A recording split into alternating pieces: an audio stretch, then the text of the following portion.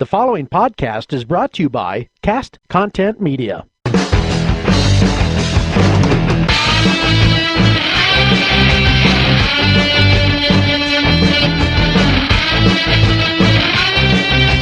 Hey guys, it's Ron Worley, your most imperfect host of Sons of Ditches. People are liars, thieves, addicts, and assholes. Some people change, and a few make a difference. But everyone has a story.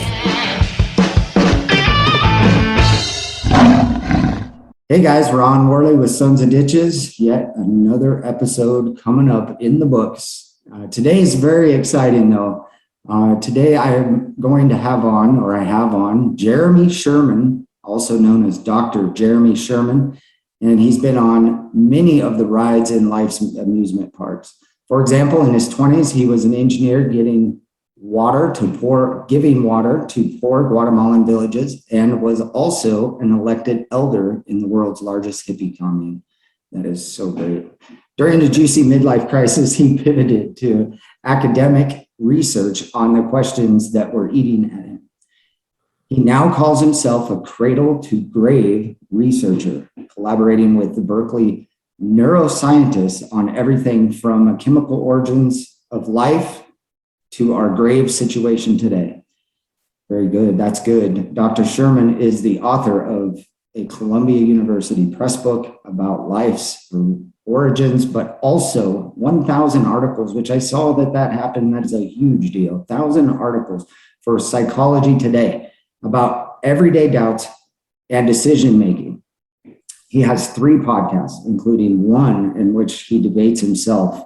I love that. In which he debates himself, and another that's a podcast class version of his new book, An Introduction to Psychology, Spotting and Stopping Assholery at home in the world. Man, that is a mouthful, Dr. Sherman. Welcome. Thank you. And it's Psychoproctology. It's not an introduction to psychology. There are those other books that other people did introductions to psychology. Mine's Psychoproctology, which is basically about how to diagnose and treat assholery. But so my agenda is rather broad. You know, everything from the chemical origins of life to assholes. I love it, and I've seen it on your website. It is so fantastic, and just so everybody knows, that was a really long paragraph for me to read with all those fancy words. Psychoproctology. I got it now. Yeah. Proctology is obviously that's a butt doctor, it's a medical doctor. So yeah, I'm dealing with the question in that book, in that podcast. What is a butthead, since it can't just be whoever I happen to butt heads with? There's got to be a more generic or objective way of distinguishing buttheads, and we need to do that because they are a problem. whatever they claim to be standing for, whatever they claim to believe, or whatever. I mean, I'm not talking. This is a very nonpartisan, non-denominational work. You can be a butthead for anything or nothing.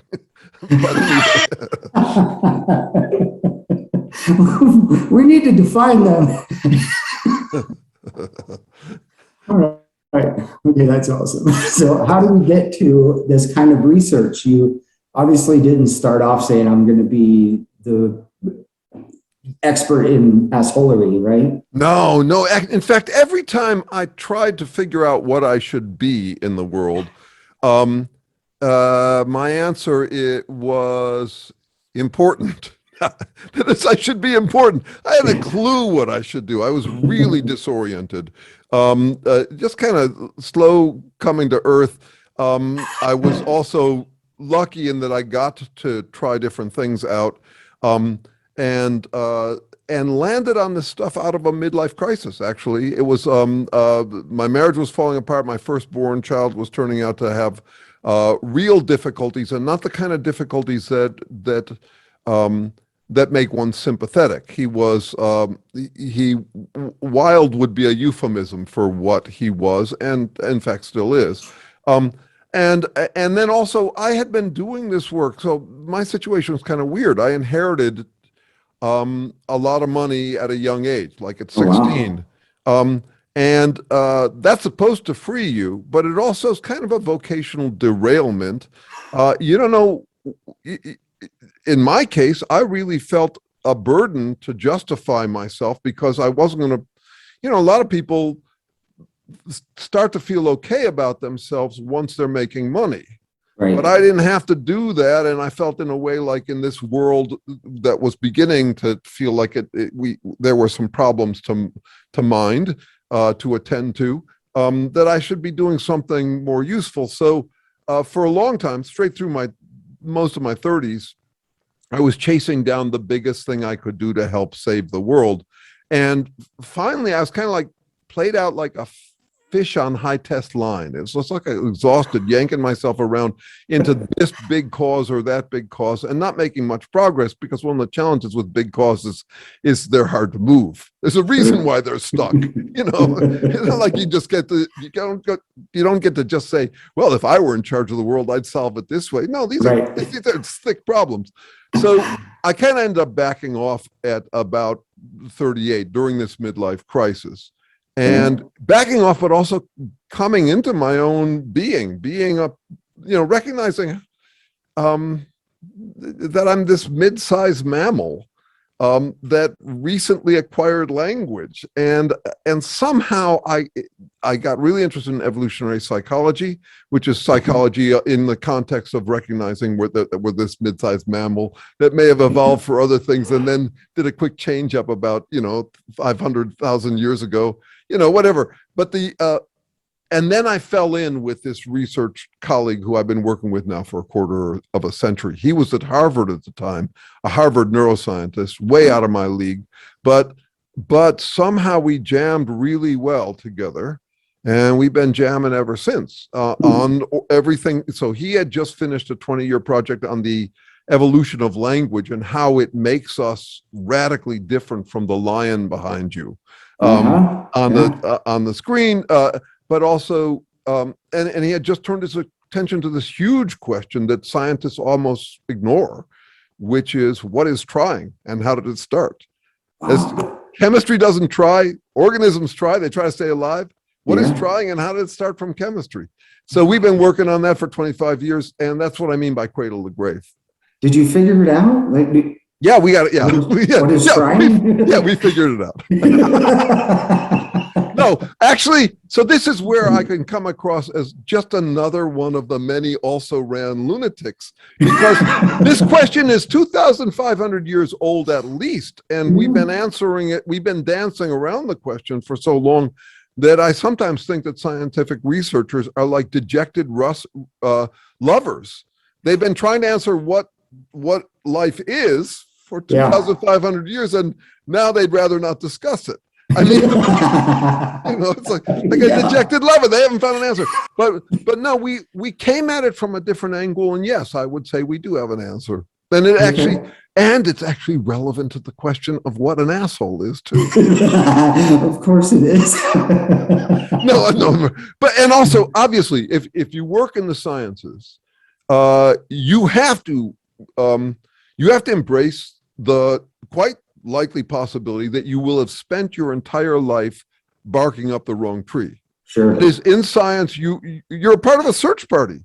And so no, from my perspective, we have the first viable, testable chemical explanation for how you could even ever get trying out of chemistry, because chemistry is not trying to do anything. Genes are not trying to do anything. If you put a bunch of naked genes on the table, they'd look like snot.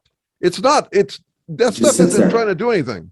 Right. No, chemicals not trying to do anything, and yet organisms are. So we had to explain it from the ground up. And we have a solution that's not been, it's been danced close to before in science, but this solution's different. And are you going to publish that solution?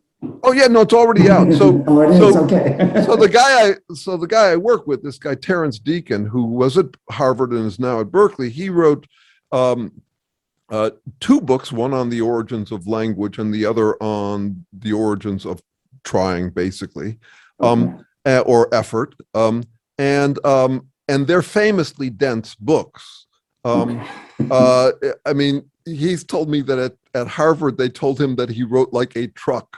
Which and it's true. He's a great writer. I love his writing, but it's dense, man. It's so dense. When I first read his book in 1997, this book on the origins of language, I cried. And not at all because it was moving, just because it was way the hell over my head. I mean, it made me feel like an idiot. So one of the things I've been doing all along in our collaboration is writing more accessible, more intuitive versions of the same story. Yeah. So dumb it down for us people out there. Yeah, but and it's also dumbing it up. That is, you've got to be able to say it simply. Okay. There's a lot of advantages to saying it as simple as possible and no simpler. So that's what I tend to do, and a lot of it's in those 1,000 articles I wrote for Psychology Today, and what am I going to do next? Now that my book on assholes is done, I'm probably going to write a still simpler version of our origins of life story because I find it totally relevant to my everyday life. Well, I'm not a religious or spiritual guy, but this would be my non-spiritual equivalent to a spiritual path. That is, I study the stuff, but I also live it. So I have a sense of what a self is. I have a sense of what happens to us after my selfhood is gone. So I mean, so it ends up generating a whole lot of more accessible articles that I write. Man, you just live in this. I can't imagine being inside your zone all the time. And you're figuring it out. Like I've given myself nightmares trying to figure out what you have done. Like you're figuring things out. You figured out trying. I mean, that just is wild, man. That's awesome. Yeah, no, but I don't get to claim I figured it out. I get to claim that I have a viable hypothesis. I have a guess. But yes, it feels like, no, it's my happiness comes from having work for which I have infinite patience. So the fact that I can, I'm just trying to figure out how to be as accurate as possible and as accessible and intuitive as possible. And I can do that shit all day. And I do it all day, 7 days a week. I play bass and sing in funk and jazz and soul bands at night. But other than that, I do this stuff. I'm no longer partnered. I had a great run, but by now I'm glad that my lack of appetite finally caught up with my lack of aptitude. I'm not very good at it because I'm just too much. I'm kind of in my head all the time, working on all this stuff. And it's kind of personal. A lot of the stuff I do is kind of personal. So I'm better. I have friends without benefits because the benefits confuse the friends of the friendships. But I don't have a partner. And I'm glad of it. I spend my day alone working on this stuff and then jamming with people primarily. I mean, I take a dog walk with my research colleague every few days. That's cool. Yeah, but this ended up being the weirdo I am. So. Yeah, it's so awesome. And I saw somewhere in your writings the purpose talk. Yeah, so do you have a theory on purpose? This is like a big thing that I am working on right now. Yeah, so the word for purpose in academics is teleology. That for which something occurs. It comes out of Plato's work. He talked about final cause, being the cause for which something occurs. And but what is we know purposes or motivations or appetites or drives by effort. That is by trying. So yes, I have a theory of purpose.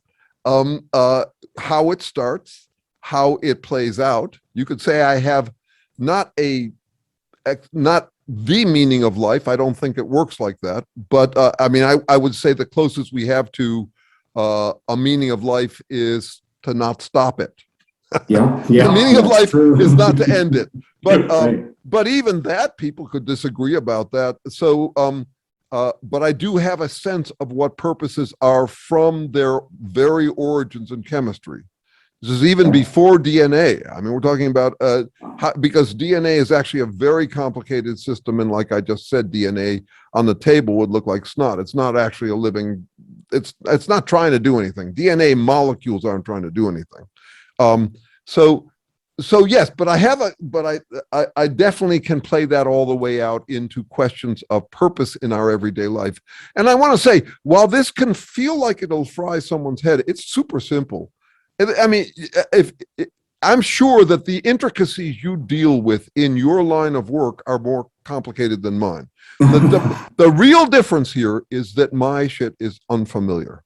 Yes. It's here we are obsessed with ourselves and with what we should try to do. That is what purposes we should have, but we almost never stop to ask what is a self and what is effort. That is true. 100% true. That is true. So I try to define people based off of their B. Now that B is talents, values, and purpose.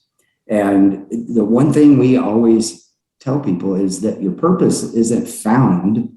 You have purpose. You just don't know what it is yet. You've been designed to do something and you're already doing it. You just don't realize it yet. And we spend a terribly amount of time trying to figure that out, what people's purposes are. So. Yeah, that's interesting. That applies in my case. That is, like I said, I balked at the question, what should you do? Or at least I did until about 40. About the best I could come up with is, I should do something good. I mean, it was really pretty pitiful. But I only ended up finding out what I was good for first once I relaxed about the inheritance and felt like, okay, well, I mean, this is what I mean by I'm kind of like in my midlife crisis, I was like a fish who was played out on high test line. I was trying to yank myself to be this or that sort of thing. I'd basically be rubbernecking. I'd see someone following their nose and think, oh, I ought to follow his nose too. Yeah. And then sooner or later, I ended up doing a bunch of work and in retrospect noticed that it was a body of work. So I did balk at the questions. I'm not good at planning ahead what my purpose should be. So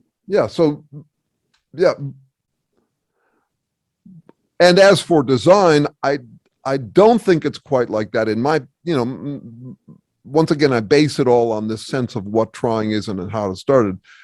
You hear a lot of talk among scientists about how evolution designs us for things. And I think that's actually that's okay for cliff notes, but it's not really how it works. Evolution isn't designing anything, and I happen to be an atheist, but so I don't actually think anybody higher than me is. I sometimes joke about my God-given purpose, which I pulled out my own butt, that I made up all for myself because but I mean, I see the value of thinking that you were designed to have a purpose, but I don't think I think life's a little more challenging than that. We gotta find our own, and it's gotten very hard to find our own because the world has become such a clusterflux. There are so many possible things to do, and there are so many people trying to do each of them that the competition is stiff in any field you enter into. I'm 65. We had it easier than kids.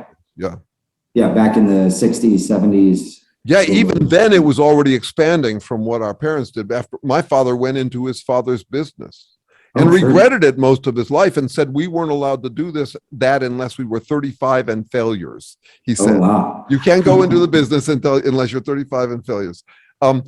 He wanted us to find our own way. But yeah, so in the 30s and 40s when he was coming up, it was easier to figure out what you could do. In the 60s, it was harder. Now it's harder still. Yeah, and you have to understand.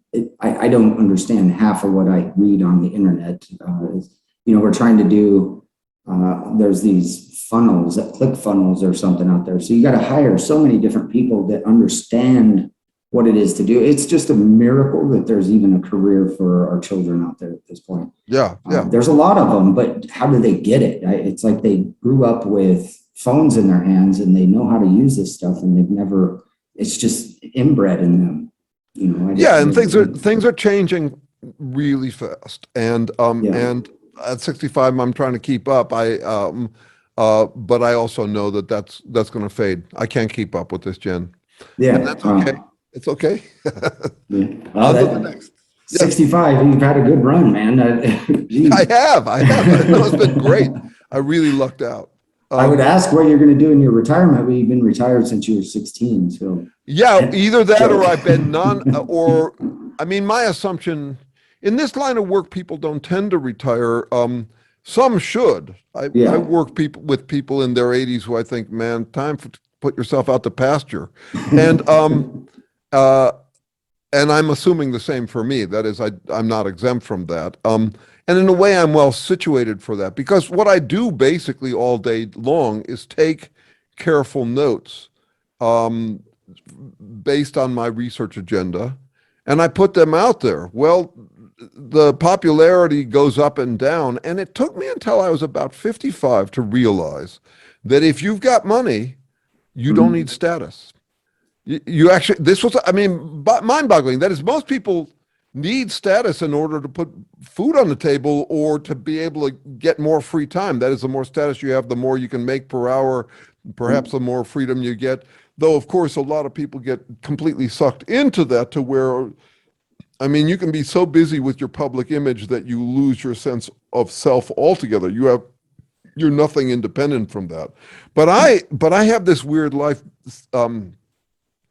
I have felt the burden to work every day. It would make my skin crawl to bask in the luxury that I am afforded. It would creep me right out. Yeah. So I have to work every day. My inner whip has to be strong, because the self-employed have an idiot for a boss. And so I gotta do what I can to whip myself into shape. And it's not hard in my case because, well, the hippie commune was actually a great boot camp. We worked our asses off there. It was incredible. It was not your typical hippie commune at all. No free love, nothing like that. I was celibate for years. You couldn't have sex unless you were engaged to be married. Oh, wow. No, it was completely different. They called us the Technicolor Amish. We were, because we wore tie-dyes, but we lived a fairly pure and disciplined, decent life. We were trying to exemplify how we could. It was basically an eco-village. But anyway, that aside, I did come out of that with a sense that I need to work all day. So I work all day, and that's 7 days a week these days. And I'll do that until the end of my utility, but I'll probably still be taking notes, if only for myself. I put out stuff that I really like that gets no hits, and I put out stuff that I don't think was very good that get tons of hits. And it's nice to not have to care about likes. Right.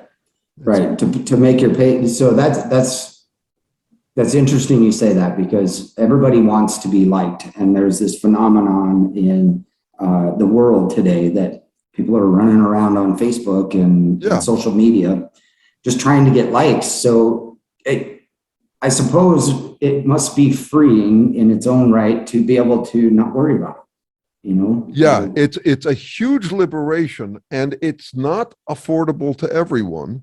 But this is the thing that struck me. I was desperate to be liked for my early life, so much so that I would gladly forego realism, whatever, to feel good. I think of us as adapting to 3 different environments. And this is, again, a little different from your lion behind you. We've got to adapt to reality. That is, to what's likely to be true about reality. For example, you don't want to walk off of cliffs because you'll die.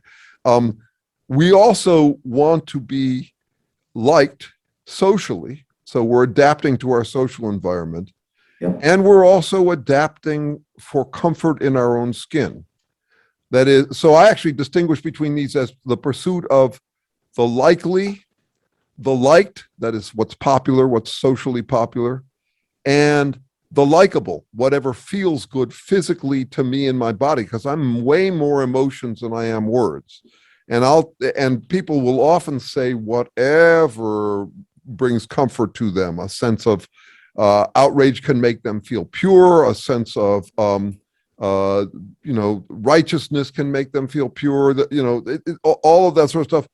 We'll say what we say is more often a function not of us thinking through what's real, but you stumble on something to say that gets you what you want, popularity or comfort in your own skin, that'll become a habit. You'll end up saying it. We fall much more that way. So what I've done is I've leaned into my good fortune and have unobligated myself. Yeah. Where I don't have to please people. I get fan mail, I get hate mail.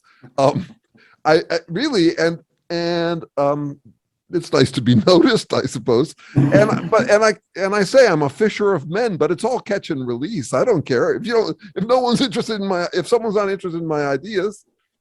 There they go. Fine. There are a lot of other ideas to be had in the world. Right. Right. I wish them well elsewhere.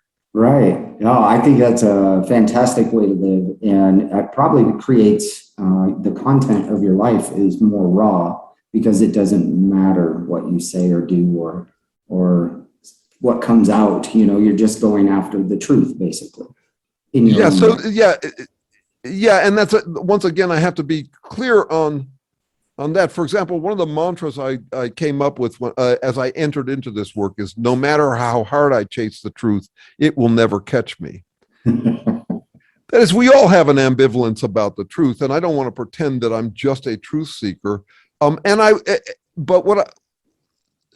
I don't need more. I need some audience, but I don't need a lot of audience. And by the time I'm 80, I've got, I face this challenge we all face, which is, somehow between today's productivity and 90, I have to get, if I live that long, I have to get to where having a good crap feels like a productive day. Now that's quite a step down. I got a long way to go because I expect a lot of my day, more than a good crap. Though a good crap is also it's a good thing. I'm not rejecting that option. I'm just saying it's that and other things, right? Right. So to have a few people who care about my work is great, and who really like it. It's evidence that this is a viable purpose, that this purpose works. I mean, I don't need that many role models. I need one or two exemplars of what I'm doing to make me feel like, yeah, that's okay. This is one of the things that people can do. In a way, I think I had to overcome in my midlife crisis the sense that there was a right way. This kind of gets back to what you're talking about with the design thing. One place you can go with the design thing. So it can be really motivating to think that you found your one true calling. But it also can be in some ways intimidating to think that there's one true calling. It's a little bit like if you're looking for the one unique soulmate in the world, you'll be perhaps more picky than you should be. So that's why I joke about it. That's why I'm kind of ironic about it. This is the calling that I pulled out my butt. This is the God-given calling that I made up for myself. Sure. And there are a whole lot of callings. I think that's the heart of my book. I just noticed this thing yesterday. The word decent hit me back in 1980. I heard some friend describe someone else as decent. And just last night, I looked up what decent means, what its origins. Okay. It means suited to one's circumstances.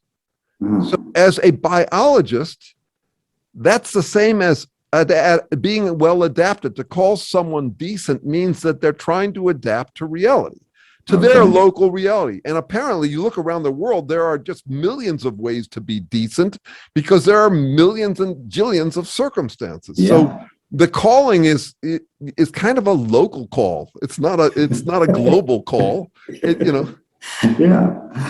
It's a kind of relax into who you are. Yeah. I love it, man. So I feel like I wish I had your brain power because you are answering those questions that I've probably always had and just can't get to it. I mean, you start off with, is there a heaven and hell when you're a young kid? What is death about? And then everything I've thought about, love, that's a weird, like, what is love?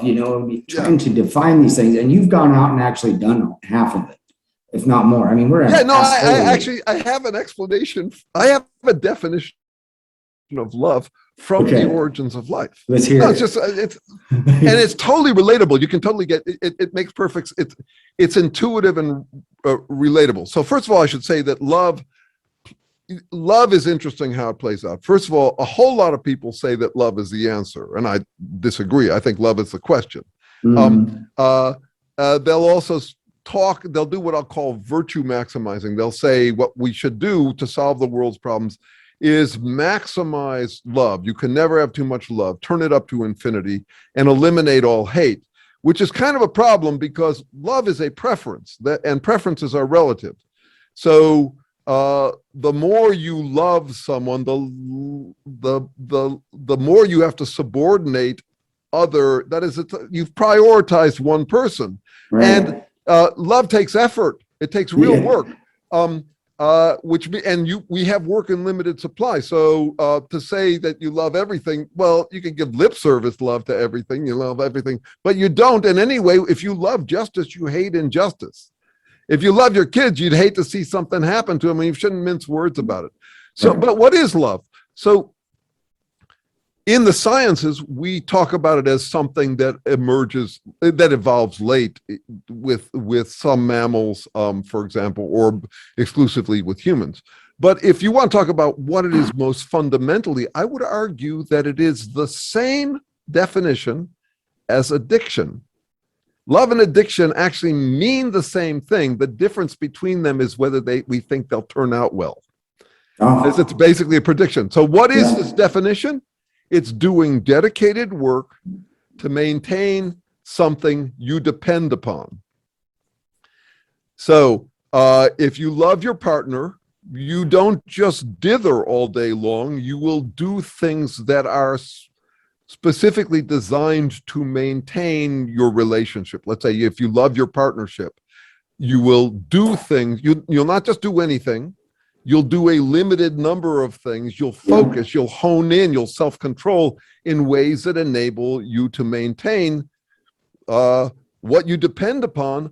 And how do we know you depend upon it? Because if the partnership ended, suddenly you're not half the man you used to be, like Paul McCarthy said. That is, we can tell when someone is dependent upon something if you take away that something. Are they weakened? Are they less capable of survival because of it?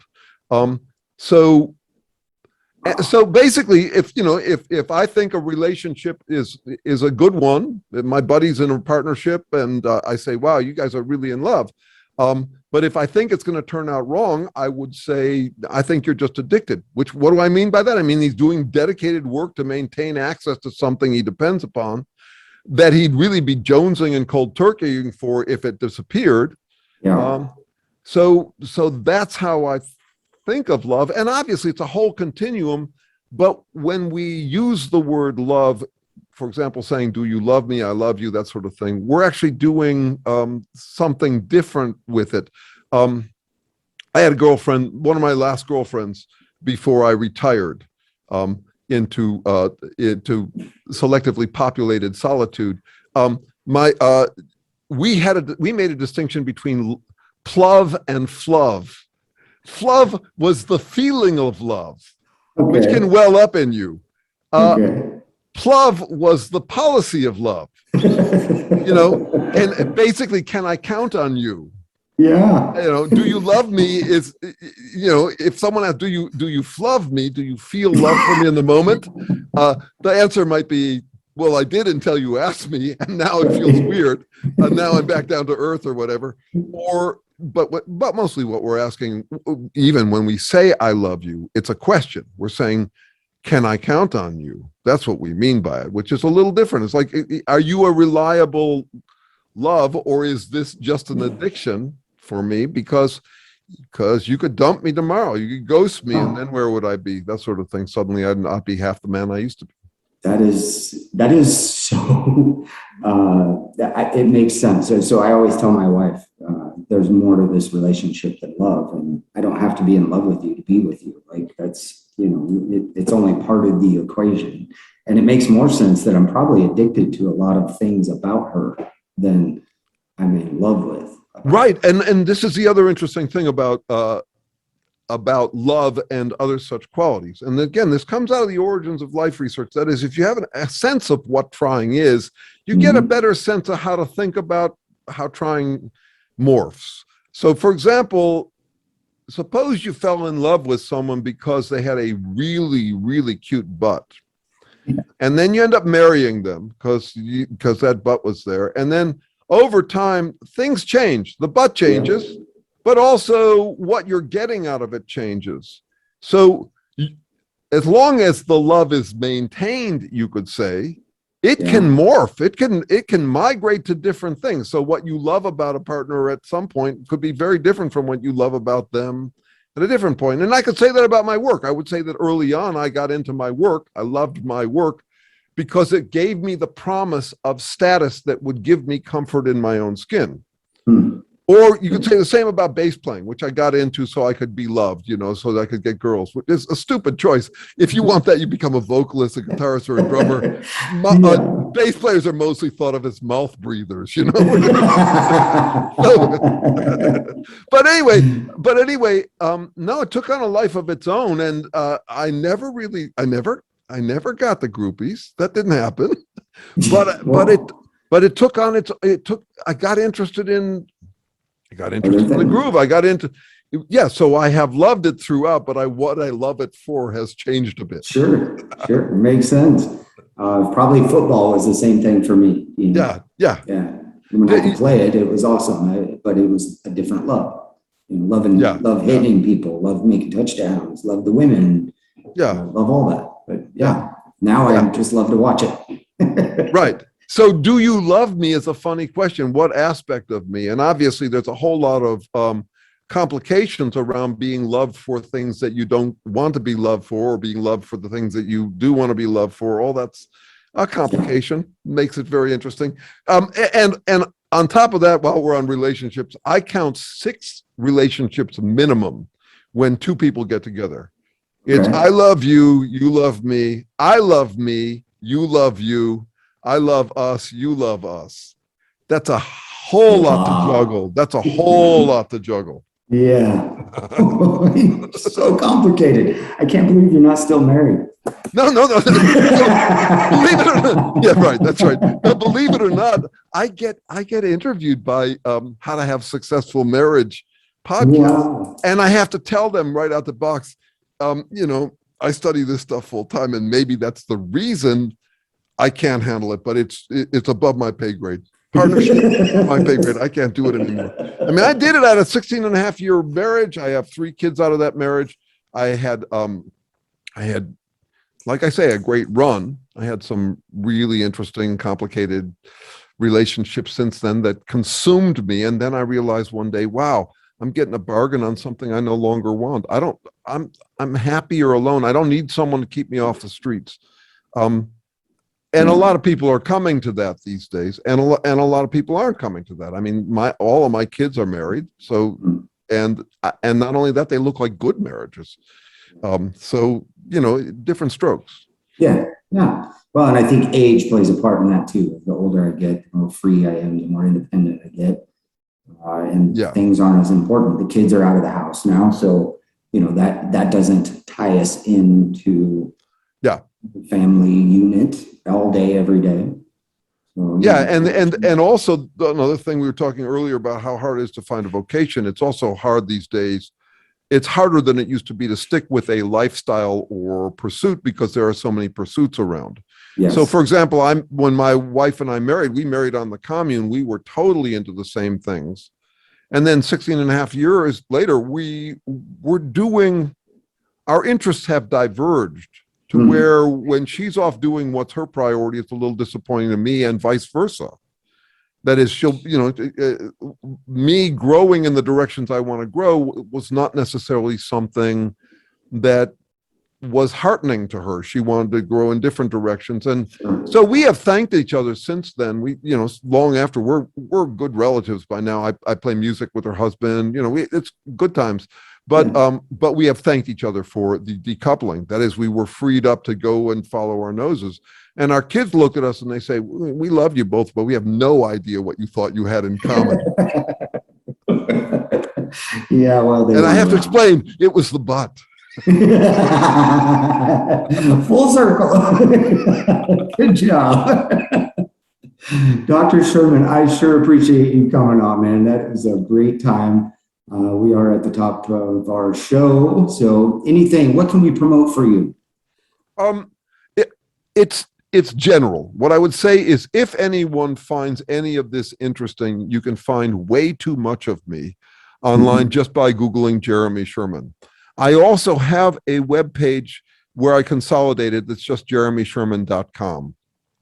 And in particular, if you're interested, if you feel like, if you're one of the rare people in the world, there are almost none of these left, who feels like they have dealt with or are dealing with an asshole. I mean, I know it's probably not you, but if you are that kind of person, you might check out this book that I wrote. It's kind of advanced psychoproctology for beginners.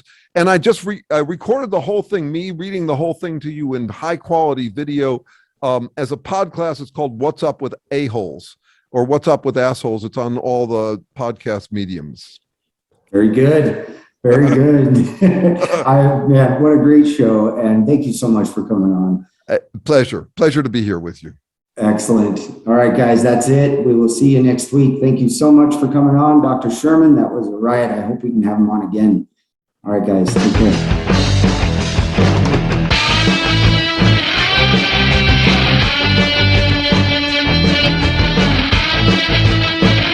Thank you for tuning in to Sons of Ditches. For more information, go to my website, ronworley.com, and my YouTube channel, Sons of Ditches. Facebook, Ron L. Worley, or Instagram at Ronald L. Worley II.